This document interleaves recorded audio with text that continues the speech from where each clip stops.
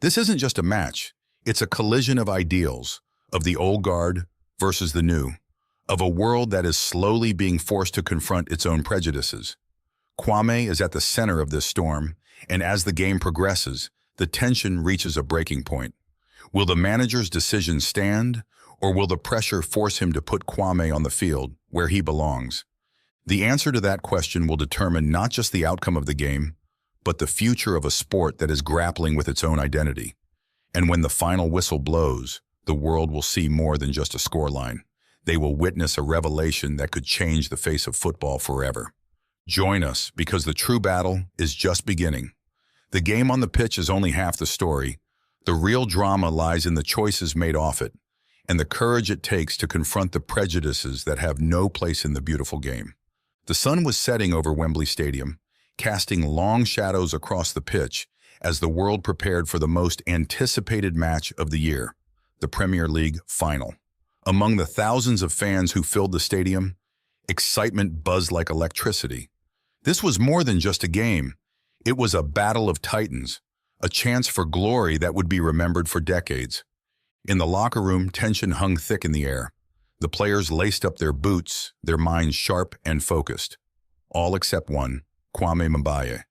Kwame was a star, a player whose name had become synonymous with power and precision on the pitch.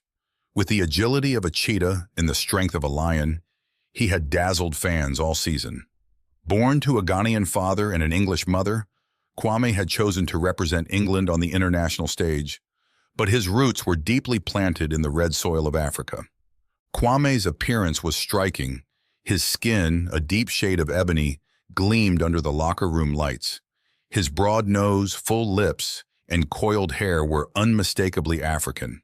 He carried his heritage with pride, though it often made him a target. Every time he stepped onto the pitch, he heard the whispers, the sneers, the monkey chants from the stands when he made a mistake. To some, he wasn't just a footballer, he was a symbol of everything they despised. Tonight, however, something was different. As the team gathered for the final pre-match talk, the manager's eyes barely flicked over Kwame. Instead, he focused on the others, giving instructions and nodding approvingly. When the starting lineup was finally announced, the room fell silent. Kwame's name was missing. The shock was immediate. Teammates exchanged uneasy glances, but no one dared to speak. Kwame, usually the heart of the team, was benched. The manager, known for his cold, tactical brilliance, had made his decision without explanation. But those who knew him well weren't surprised. His disdain for Kwame had been an open secret, veiled only thinly by professionalism. Kwame sat in stunned silence, his heart pounding. He had prepared for this moment his entire life. Countless hours of training, overcoming obstacles, and proving doubters wrong. And now, when it mattered most, he was sidelined. The decision felt like a betrayal, not just of him as a player, but of everything he represented. Outside, the roar of the crowd grew louder, a reminder of what was at stake. Kwame clenched his fists, his mind racing. He had to keep it together, had to stay focused. But the injustice of it all gnawed at him. Was it his last name? His skin? His features that were impossible to ignore? The manager had once praised his strength, likening him to a force of nature on the field. But now those same attributes were twisted into something else, something to be kept off the pitch. As the minutes ticked by, Kwame could feel the weight of the decision bearing down on him. The game was about to begin, and he wasn't a part of it. Not on the field, at least, but inside a fire was burning. He wasn't done yet. If he got his chance, he'd make sure the world remembered his name. The referee's whistle cut through the air, sharp and clear, signaling the start of the match. The roar of the crowd swelled, a sea of voices chanting in unison as the players took their positions on the pitch. It was a perfect evening for football, the kind of night where legends are made. Kwame watched from the sidelines, his heart heavy but his mind sharp. He was no stranger to adversity. Growing up in a tough neighborhood in London, he had learned early on that nothing came easy, especially not for someone who looked like him. Football had been his escape, his passion, and his path out of a life that could have easily swallowed him whole. He had worked harder than anyone else, pushing his body to its limits, honing his skills until he was one of the best in the league. But none of that seemed to matter now. The manager's decision to bench him stung more than any tackle he'd ever taken. On the pitch, the game unfolded with the intensity of a final. The opposing team, fierce and relentless, pressed hard from the start. Kwame's teammates struggled to keep up, their usual fluid passing game disrupted by the aggressive play. The absence of Kwame's physical presence was glaringly obvious. He was the team's powerhouse, the player who could break through the toughest defenses with his sheer strength and speed. Without him, they looked vulnerable. The manager paced the sidelines, his face a mask of concentration. To him, this was just another match, another chess game where the players were mere pieces to be moved at will. But even he couldn't ignore the growing unease among the fans. Murmurs rippled through the stands, questioning the wisdom of leaving Kwame on the bench. After all, he had been their top scorer, their talisman, the player who could turn the tide in any game. Kwame's thoughts were interrupted by the sound of boots thudding against the turf. He looked up to see his team's captain, a seasoned veteran, lose possession of the ball.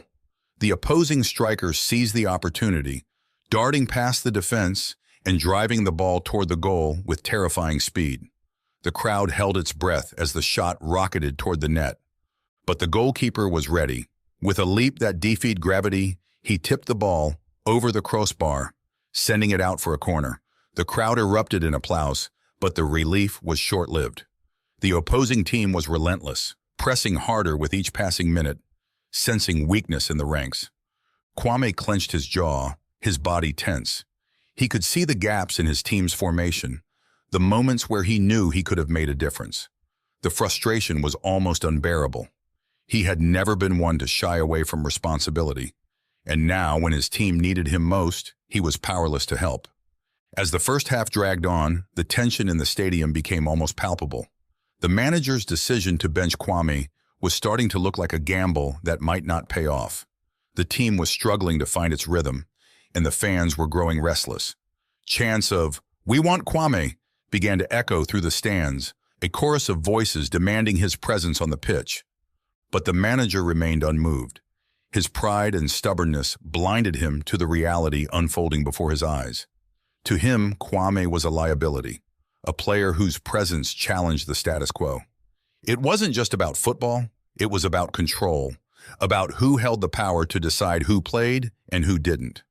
Kwame's mind drifted back to the many times he had been compared to an ape, not just by faceless strangers, but by those who should have supported him.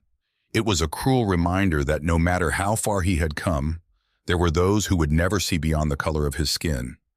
Each racist comment, each taunt, had been like a stone thrown at him, chipping away at his confidence. But he had always found a way to turn that pain into fuel, to prove them wrong. Tonight would be no different, he told himself. When he got his chance, he would make them eat their words. Halftime approached, and the score remained deadlocked at 0-0. The tension in the stadium was reaching a boiling point. Fans were on the edge of their seats, anxious and frustrated. The team filed off the pitch, heads down, knowing they were far from their best. Kwame stayed seated, his eyes locked on the manager, waiting for some sign, some acknowledgement that he was needed. But the manager didn't look his way. Instead, he focused on the tactical board, rearranging players, drawing lines, and issuing instructions. To him, Kwame was invisible, a shadow on the periphery of his vision. The message was clear. This was a battle the manager intended to win without his star player. Kwame felt a knot tighten in his stomach. He had been in tough situations before, but this felt different. The stakes were higher, the pressure more intense.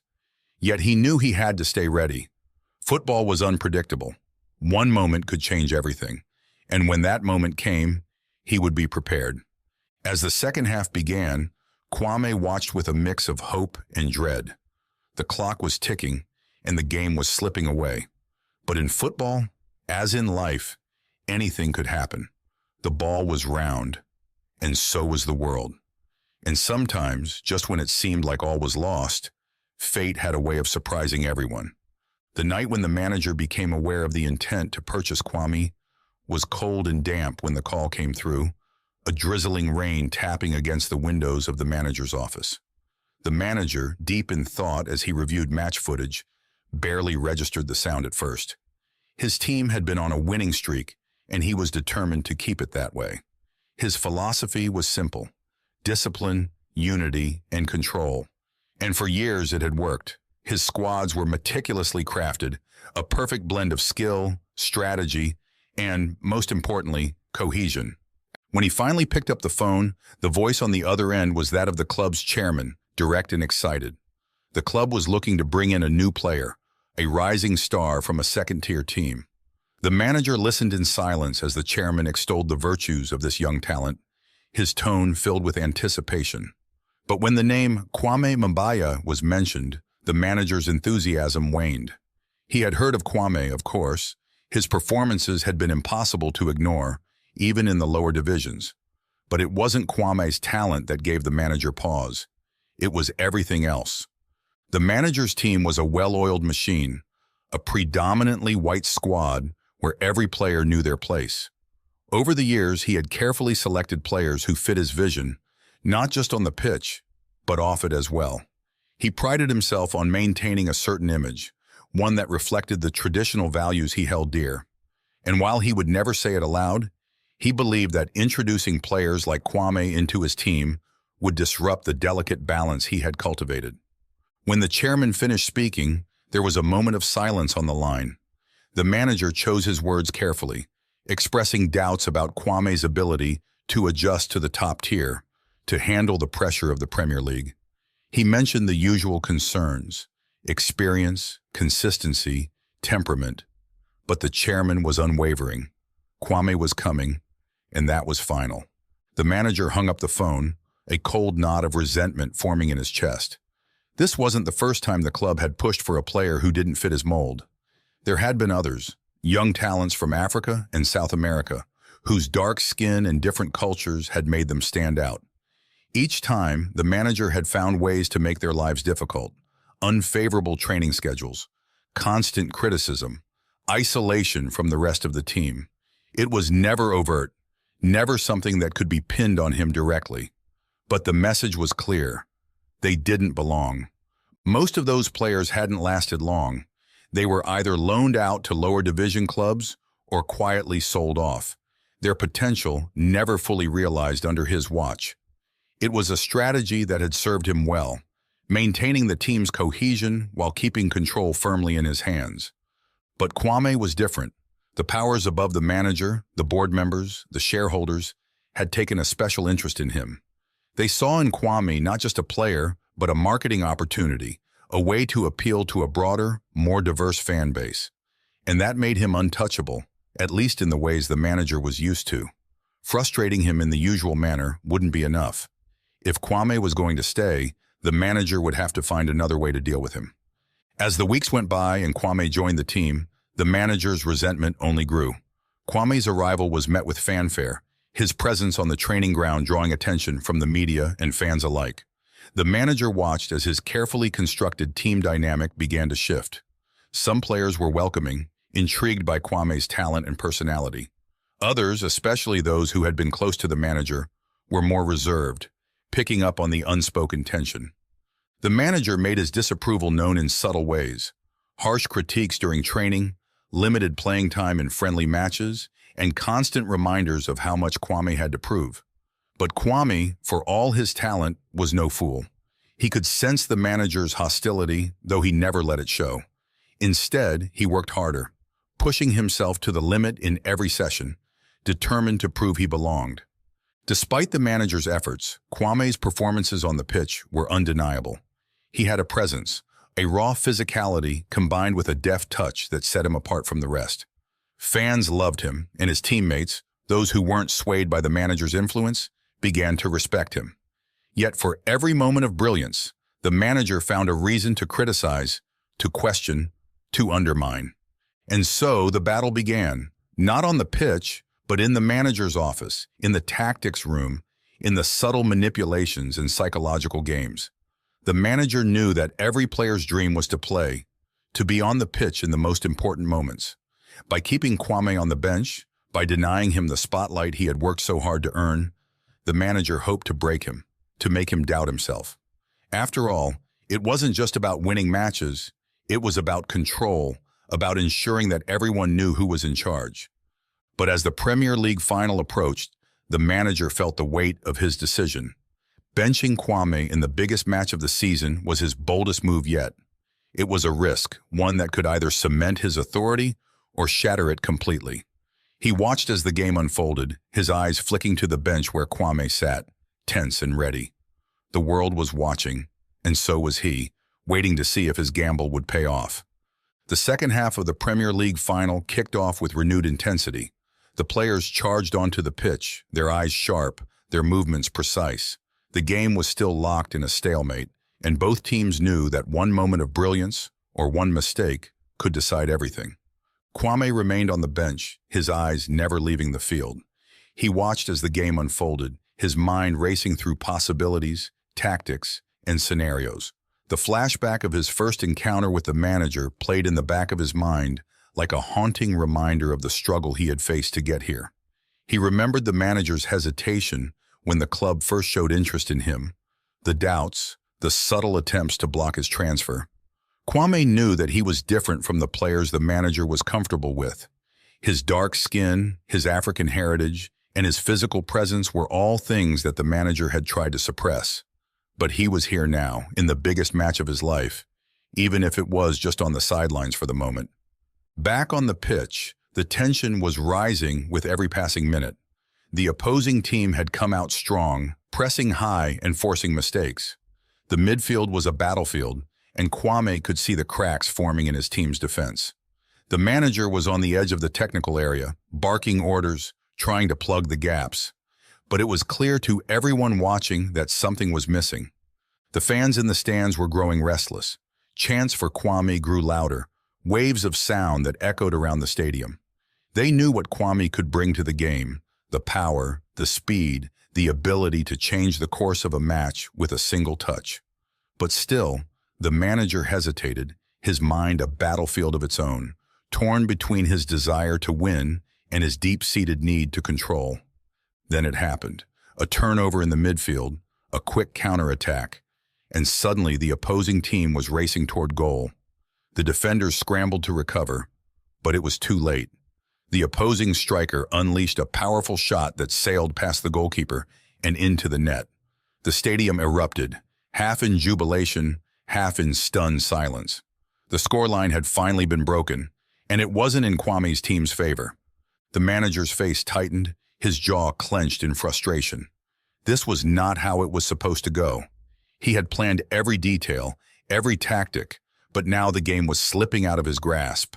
He could feel the eyes of the world on him, judging, waiting for him to make the next move. On the bench, Kwame felt his heart sink. He knew what this goal meant. It was a turning point, the kind of moment that could decide a career, a legacy. He glanced at the manager, hoping, praying, for a sign that he would finally be called upon. But the manager's gaze was fixed on the field, his mind no doubt replaying the flashback of how he had tried to stop Kwame from ever joining this team. He had failed then, but now, with Kwame benched in the final, he had one last chance to assert his control. But the reality of the game was undeniable. The team needed something more, someone who could break through the opposition's defense, someone who could inspire a comeback. The chants from the crowd grew louder, more insistent. Kwame! Kwame! Kwame! Finally, the manager turned to the bench. His expression was unreadable, but his decision was clear. With a curt nod, he signaled to Kwame to get ready. The crowd roared as Kwame stood up, the noise vibrating through the stands like a thunderclap. This was his moment, the moment he had been denied at the start, but had now been given because the manager had no other choice. Kwame stripped off his warm-up gear, every muscle in his body coiled with tension. As he jogged to the touchline, his mind was a whirlwind of emotions, determination, anger, anticipation. He knew this was more than just a game. It was a statement, a chance to prove that he belonged, not just to the fans, but to himself. He had been benched, belittled, and doubted, but now he was going to show everyone exactly what he was made of. The referee blew his whistle, signaling the substitution. As Kwame stepped onto the pitch, the atmosphere shifted. There was a palpable sense of expectation, a belief that something extraordinary was about to happen. The other players, sensing the change, looked to Kwame as he took his position. He was the game changer, the player who could turn the tide in their favor. The ball was in play again, and immediately Kwame made his presence felt. His first touch was confident, smooth, and he quickly found his rhythm. The opposition, who had been dominant until now, suddenly seemed unsure, wary of Kwame's power and speed. He drove forward with purpose, slicing through the midfield like a hot knife through butter. The manager watched from the sidelines, his emotions a conflicted mess. Part of him was relieved to see Kwame performing, knowing it could save the match. But another part, the part that had tried to stop Kwame's rise, was resentful, knowing that this moment, this potential victory, would forever be tied to the player he had tried so hard to sideline. The minutes ticked by and Kwame continued to push, creating chances, unsettling the opposition. The fans were on their feet, every pass, every run filled with anticipation. They could sense something coming, a shift in the balance of the game. Then, in the dying moments of normal time, it happened. Kwame received the ball just outside the penalty area. He looked up, saw the gap, and without hesitation, he struck the ball with all the force he could muster. The shot was perfect, arcing over the outstretched hands of the goalkeeper and into the top corner of the net. The stadium exploded in noise, a wave of sound that seemed to shake the very foundations of Wembley. Kwame had done it. He had equalized in the final minutes, giving his team a lifeline, forcing the game into extra time. The manager's face was a mask of disbelief and reluctant admiration. This was the moment he had feared and hoped for all at once. As Kwame celebrated with his teammates, the memory of the manager's opposition to his transfer flashed through his mind. The flashback of those early days, of the constant doubts and challenges, only fueled his resolve. This was his victory, not just over the opposition, but over the manager's prejudice and the expectations that had been placed on him since day one. The game wasn't over yet, but Kwame had already won a significant battle. And as the team prepared for extra time, one thing was clear: the world was about to witness something truly extraordinary. Extra time began with an electric intensity, both teams running on adrenaline and sheer willpower. The stakes had never been higher, and every player on the pitch knew that one mistake, one moment of brilliance, could make or break their dreams of lifting the Premier League trophy. Kwame, having just scored the crucial equalizer, was in the thick of it, his every move watched by the crowd and scrutinized by the opposition. Barely 10 minutes into extra time, Kwame made a decisive tackle. The opposing midfielder, who had been a thorn in the side of Kwame's team all night, was driving forward, his sights set on goal. Kwame, with his powerful stride, closed the distance in an instant and slid in, his timing almost perfect. The ball ricocheted off his foot, sending it away from danger. But the midfielder, caught in the momentum of his run, went down hard, rolling dramatically on the turf. The whistle blew sharply, and the referee rushed over, his hand already reaching for his pocket. The stadium held its breath, waiting for the decision. To everyone's shock, the referee pulled out a red card, holding it aloft for all to see. Kwame stood frozen, disbelief etched across his face. The tackle had been hard, but fair. At least that's how he saw it. His teammates crowded around the referee, protesting the decision, pointing to the ball now far from the fallen midfielder.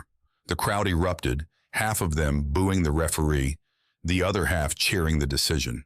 It was chaos, and in the middle of it, Kwame felt a sinking dread. On the sidelines, the manager's eyes gleamed with satisfaction. The red card was a gift, a stroke of luck that played perfectly into his hands. Finally, he had what he needed, a legitimate reason to bench Kwame for good. He could already see how it would unfold. The British media would have a field day with this, labeling Kwame reckless, undisciplined, and unworthy of the spotlight. The headlines would scream about how the manager had given him a chance, and how Kwame had thrown it away in a moment of foolishness. The fans who had chanted his name would turn on him. their cheers replaced by the same ugly racist comments that always surfaced when Kwame didn't perform to their impossible standards. For a brief moment, the manager allowed himself to revel in the thought. A red card meant playing with 10 men, significantly reducing their chances of victory. But it also meant vindication for him, a final appeal to the powers above who had insisted on keeping Kwame in the squad. He could already imagine the conversations in the boardroom. He had his chance, the manager would say, shaking his head with feigned disappointment. But he just couldn't handle the pressure. But then, as quickly as the joy had come, it was snatched away. The call from the VAR room crackled in the referee's earpiece. The match official paused, his hand still holding the red card aloft, as he listened to the instructions from above. The crowd's noise dulled to a murmur, everyone waiting to see what would happen next. The manager's heart sank as he watched the referee walk over to the sideline monitor. VAR was reviewing the tackle. The manager clenched his fists, willing the referee to stick with the original decision. But deep down, he knew the technology didn't lie. It was impartial, beyond his control, and it had a habit of overturning the kinds of decisions that had once gone unchallenged. The referee watched the replay, his face impassive as the incident played out in slow motion. Kwame's tackle was shown from every angle. First the ball, then the player. The crowd watched in tense silence, the anticipation almost unbearable. Finally, after what seemed like an eternity, the referee made his decision. He returned to the pitch, pocketed the red card, and instead pulled out a yellow. The stadium erupted in a mix of relief and frustration. Kwame, though still stunned by the events, felt a surge of vindication. It wasn't the best outcome, but it was far better than what it could have been. He would stay on the pitch, and his team would continue with 11 men. But the manager's joy had been crushed. The one moment he had hoped would seal Kwame's fate had been taken from him. There would be no headlines about a red-carded player costing his team the final. No narratives about how the manager had been right all along. Instead, the game continued, and with it, the threat that Kwame might once again prove himself indispensable. The match resumed, but the manager's thoughts were elsewhere. He could already feel the pressure mounting. If Kwame turned this game around, if he played a part in securing the victory, all of the manager's efforts to undermine him would have been for nothing. The media would praise Kwame as a hero, and the fans would chant his name with renewed fervor. The manager's carefully constructed world, where he controlled who rose and who fell, was on the brink of collapse. But for now, there was nothing he could do. The decision was made, and the game was back in full swing. All he could do was watch, his mind a storm of frustration and fear, as Kwame fought to reclaim the narrative that had been so close to slipping away.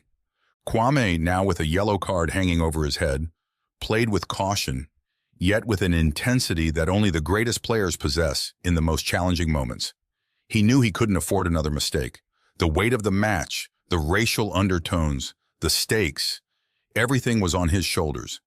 But he wouldn't back down. He couldn't. This was his time to shine, to prove that he was more than just a player on the manager's team. He was a star, and no one, not even the referee's initial prejudice, could dim his light. As the game surged forward, Kwame felt a profound shift within himself.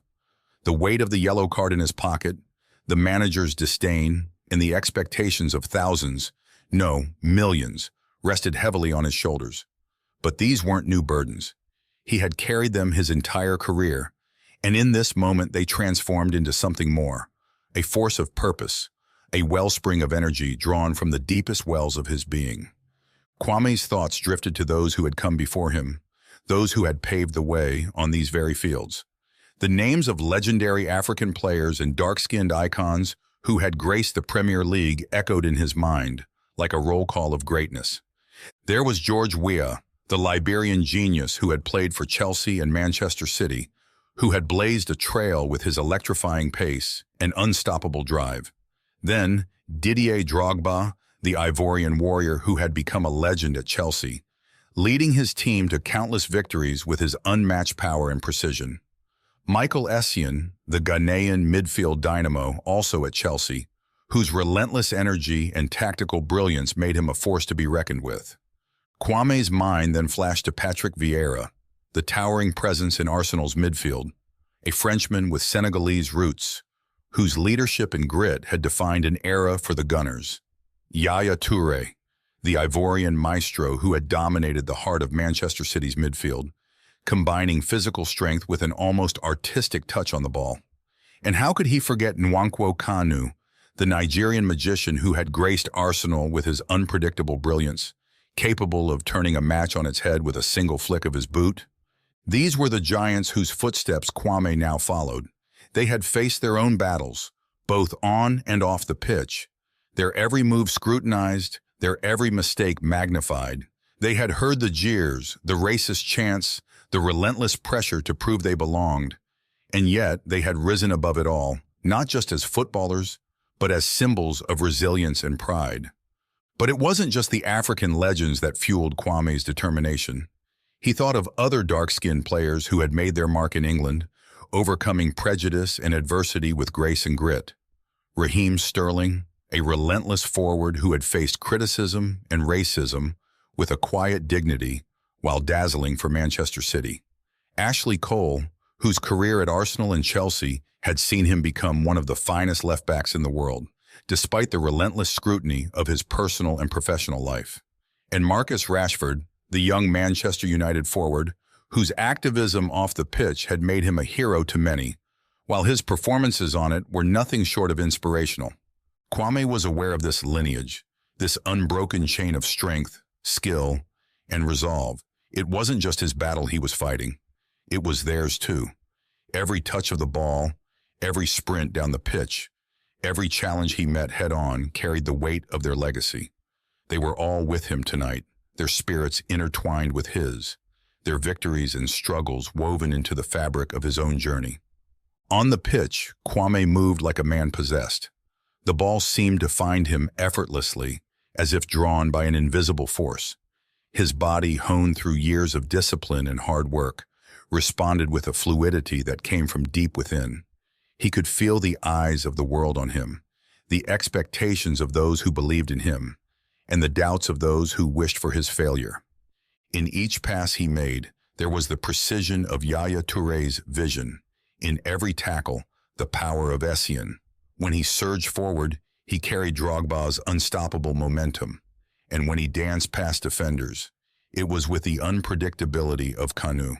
Kwame played not just with his own skill, but with the strength and spirit of all those who had come before him, who had fought and bled on these fields so that he could be here, in this moment. He could hear the chants of the crowd, both the supportive and the hateful. They mixed in the air like a toxic brew, each voice pulling at him in different directions. But Kwame was focused, his mind clear. He had learned long ago not to let the noise distract him. Instead, he used it, feeding off the energy, channeling it into his game. The memories of those racist taunts, comparing him to an ape whenever he faltered, flashed briefly in his mind. But he pushed them aside. Those words had no power over him anymore. He was beyond them, stronger because of them. The injustice, the prejudice, the hatred, they had all forged him into the player he was today. A player who could stand tall under the weight of expectation and deliver when it mattered most.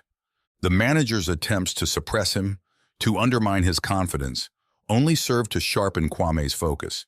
He was determined to prove, not just to the manager, but to everyone watching, that he was more than just a pawn in someone else's game. He was a force, a presence that couldn't be ignored or sidelined. Each theme that had woven through Kwame's career played out on the pitch tonight. The strength of his heritage, the resilience against racism, the power of community, the drive for justice, all of these were present in every move he made. But Kwame didn't dwell on them individually. They were part of him, seamlessly integrated into his very being. He didn't need to overthink them. They were there, in every sprint, every pass, every challenge. And as the clock ticked down in extra time, Kwame knew he was ready. Ready for whatever came next. Ready to write the next chapter of the story. He could feel the momentum building, the anticipation of something extraordinary.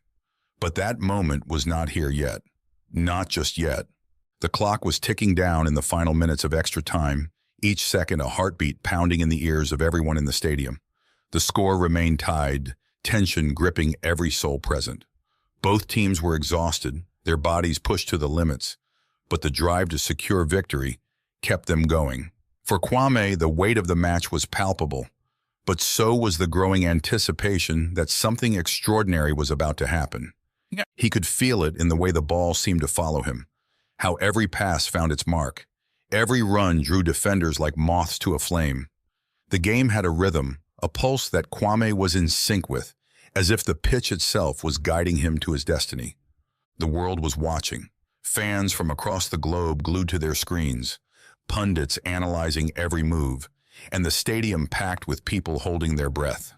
All eyes were on him, but Kwame wasn't thinking about the millions watching or the expectations weighing down on him. In this moment, it was just him, the ball, and the goal. Everything else faded into the background. Then it happened. A breakaway. Kwame's teammate, under pressure in midfield, saw the gap and sent a long ball forward. Kwame, already anticipating the play, sprinted down the pitch. The defenders, tired and struggling to keep up, could only watch as he streaked past them, a blur of power and precision. The goalkeeper rushed out, trying to close the angle, but Kwame had already made up his mind. With a deft touch, he chipped the ball over the onrushing keeper. Time seemed to slow as the ball sailed through the air, arching gracefully towards the goal. For a split second, the entire world held its breath. The ball dipped and, as if guided by fate itself, nestled perfectly into the back of the net. The net rippled, and then, all at once, the silence broke. The stadium erupted into a cacophony of sound, a roar so loud it seemed to shake the very foundations of the earth. Kwame had done it. In the dying moments of extra time, he had scored the goal that would go down in history, the goal that would win the Premier League final. Kwame stood there, arms outstretched, soaking in the adulation. His teammates swarmed him, their faces alight with joy and disbelief. They had done it. They had won the biggest match of their lives. And it was all thanks to Kwame. But for Kwame, this moment was about more than just the win. It was a statement, a declaration that transcended the sport. The world had been watching, and Kwame had delivered. The manager who had tried so hard to keep him down, to control his destiny, was now a witness to the very thing he had feared. Kwame's victory wasn't just on the scoreboard. It was in the hearts of everyone who had ever been told they weren't good enough, who had faced prejudice and fought to rise above it. As Kwame walked back to his position, the enormity of what he had just done began to sink in. This wasn't just a goal. It was a moment that would be remembered for generations. The commentators struggled to find the words, their voices cracking with emotion as they described the scene. Social media exploded with reactions, hashtags trending within seconds, and fans across the world celebrating the brilliance they had just witnessed. The manager stood on the sidelines, his face a mask of shock and grudging admiration. He had tried everything to undermine Kwame, to keep him in the shadows, but it was all for nothing. Kwame had shone brighter than anyone could have imagined, his talent undeniable, his place in history secure. The British media, who had been poised to tear him apart at the first sign of weakness, now had no choice but to praise him. The same headlines that the manager had envisioned in his darkest hopes were replaced by glowing tributes to Kwame's skill, his perseverance, and his ability to rise above adversity. And the fans, those who had jeered, who had hurled racist insults, who had compared him to an ape when he faltered, now chanted his name with reverence. In this moment, they saw not just a black player, but a hero, a legend who had defied the odds and delivered when it mattered most. Kwame looked up at the sky, the weight of his journey pressing on him, but now it was a weight he carried with pride. This wasn't just his victory. It was for every African player who had come before him, every dark-skinned footballer who had been told they didn't belong. It was for his family, his community, and for every young kid who dreamed of one day standing where he stood now. The referee's final whistle blew, but the sound was almost drowned out by the celebration that had already begun. Kwame's teammates lifted him onto their shoulders, carrying him around the pitch as the fans continued to chant his name. The world had been stunned. not just by the goal, but by everything it represented. As the players made their way to collect the trophy, Kwame knew that this moment would be with him forever. The battle against prejudice, the struggle for recognition, the fight to be seen for who he truly was, all of it had led to this. And as he held the trophy aloft, the weight of it in his hands felt like the culmination of not just a match, but a lifetime of overcoming. The cameras flashed, capturing the moment from every angle, but no picture could fully capture the significance of what had just happened. This was more than just a win. This was a triumph of the human spirit, a moment of pure, unadulterated justice. Kwame knew his journey wasn't over. There would be more challenges, more battles to fight. But tonight, in this moment, he had shown the world what was possible when you refused to be defined by others' expectations. He had stunned the world, and in doing so, he had changed it. As the echoes of his triumph still reverberated around the stadium, the moment that made it all possible replayed vividly in the manager's mind. The instant when the ball left his teammate's boot, arcing through the air toward Kwame, and his heart clenched in his chest. He stood frozen on the sidelines, his eyes locked on the play unfolding before him. Everything seemed to slow down, the noise of the crowd fading into a distant hum, the rapid movement on the pitch reduced to a dreamlike crawl. The ball was on a collision course with destiny, and the manager knew it. As Kwame sprinted toward the ball, the manager's mind raced through a whirlwind of emotions. He had spent the entire match wrestling with the choices he'd made, choices driven by pride, prejudice, and a desperate need to maintain control. His hands clenched into fists, knuckles white against the fabric of his jacket.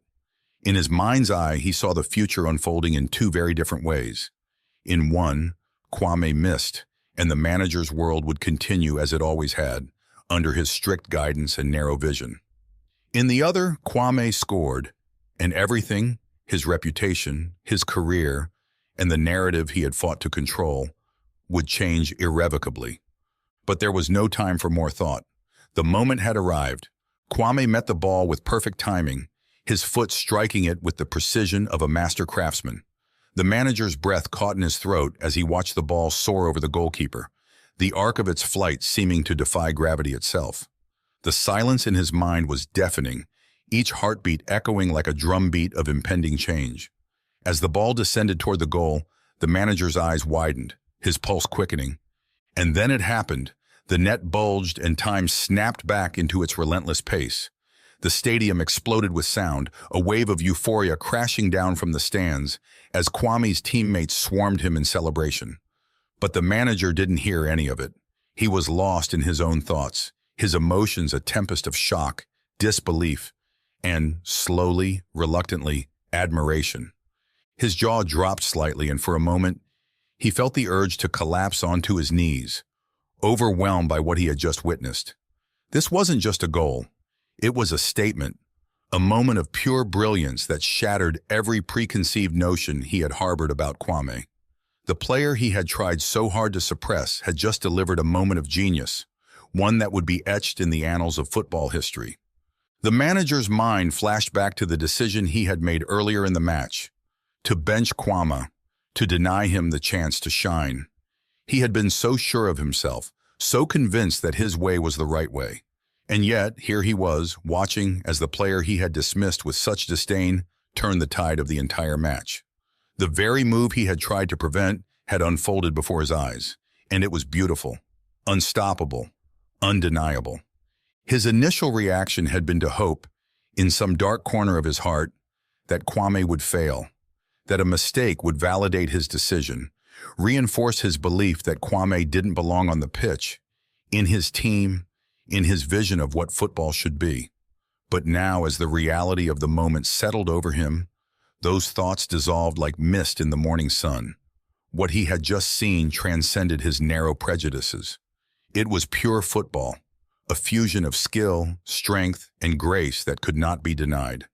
The final whistle blew, and the manager was jolted from his thoughts as his players erupted in celebration. The realization hit him like a tidal wave. They had won. Kwame had won the match for them, defying every expectation, including his own. The manager's hands trembled slightly as he turned to look at the scoreboard. the final result blazing in bold, unchangeable numbers. As the players lifted Kwame onto their shoulders, parading him around the pitch, the manager felt a mixture of emotions churning inside him. Pride in his team's victory, shame for his own actions, and a deep, gnawing regret that he had let his prejudices nearly cost them this moment. The crowd's roar was a backdrop to the internal conflict raging within him. He watched Kwame, who had become the hero of the match, and saw not just the player he had benched, but the culmination of everything he had tried to deny. A talent so bright it couldn't be dimmed, no matter how hard he had tried. Kwame's face, beaming with joy and relief, was a stark contrast to the manager's own expression, which was locked in a struggle between his old beliefs and the dawning realization that he had been wrong. As the celebrations continued, the manager felt a hand on his shoulder. He turned to see one of the club's senior executives, a man who rarely left the comfort of his luxury box unless something significant was at hand. The executive leaned in close, his voice low enough to be drowned out by the noise of the crowd, but sharp enough to cut through the fog in the manager's mind. "We need to talk," the executive said, his tone carrying a weight that made the manager's stomach tighten. They walked together to the edge of the pitch, away from the cameras and the jubilant players. The executive's face was stern, his eyes locking onto the manager's with an intensity that brooked no argument. "You almost cost us this match," the executive began, his voice hard.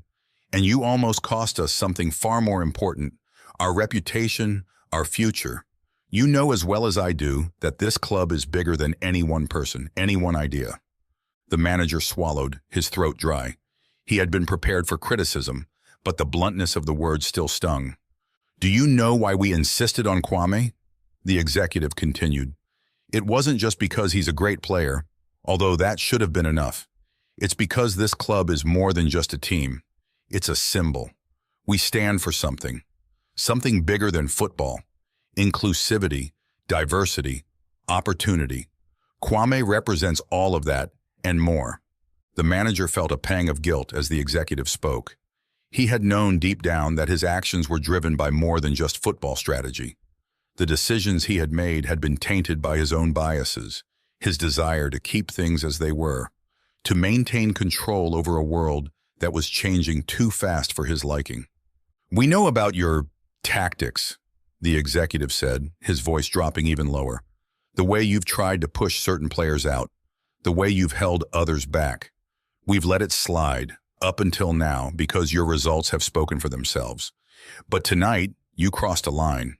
If that red card had stood, if we had lost because of it, well, let's just say you wouldn't be standing here now." The manager's heart sank. He had always thought of himself as untouchable, his position secure because of his past successes. But now he realized just how fragile that security had been, how close he had come to losing everything. "I'm giving you one last chance," the executive said, his voice softening slightly. "But understand this, things are going to change, and you're either going to change with them or you're going to be left behind. This club is moving forward, and it's going to reflect the world we live in. That means more players like Kwame, from every background, every race.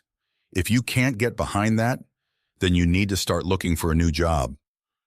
The words hung in the air, heavy and final.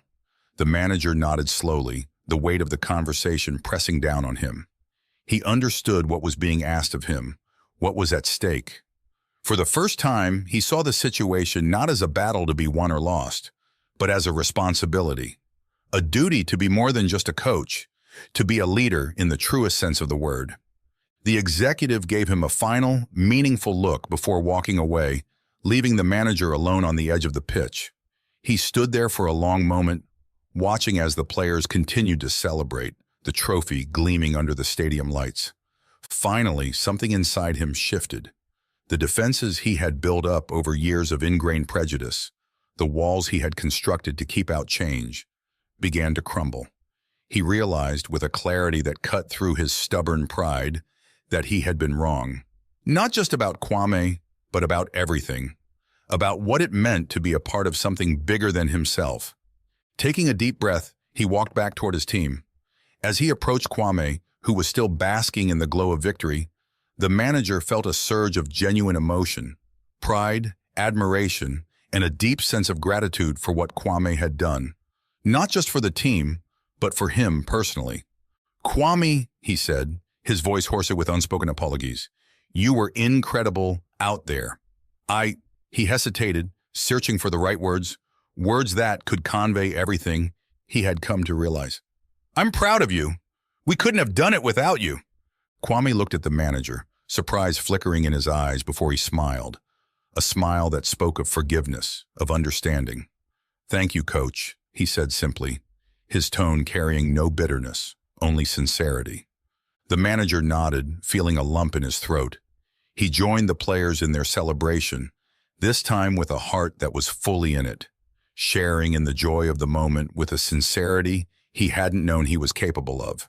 He embraced Kwame along with the others, and for the first time, he allowed himself to feel part of a team that was truly united, diverse, and stronger because of it. The summer transfer window opened with the usual fanfare, clubs scrambling to secure the best talent for the upcoming season. But this year, things were different for the manager. The conversations he had with scouts, the profiles he looked at, and the decisions he made were all guided by a new understanding. He sat in his office, reviewing potential transfers. The room was quiet, save for the occasional rustle of paper or the soft clicks of his computer mouse. He looked over the list of players, young talents from across the globe, players with diverse backgrounds, each bringing something unique to the table. For the first time in his career, he didn't look for reasons to dismiss them. He didn't search for flaws or question whether they would fit into the narrow mold he had once imposed on his team. Instead, he saw potential. Potential not just for skill, but for growth, for learning, for making the team stronger in ways he had never before considered. There was a young striker from Nigeria with blistering pace and an eye for goal, a powerful midfielder from Brazil with roots in the favelas, a defender from Ivory Coast with the strength and agility to shut down the most formidable opponents. The manager considered each one carefully, envisioning how they could fit into his squad, how they could complement the players already there, including Kwame. He picked up the phone, dialing one of the scouts he had sent to Africa. "Tell me more about this kid," he said, referring to the Nigerian striker. "I want to see him play as soon as possible."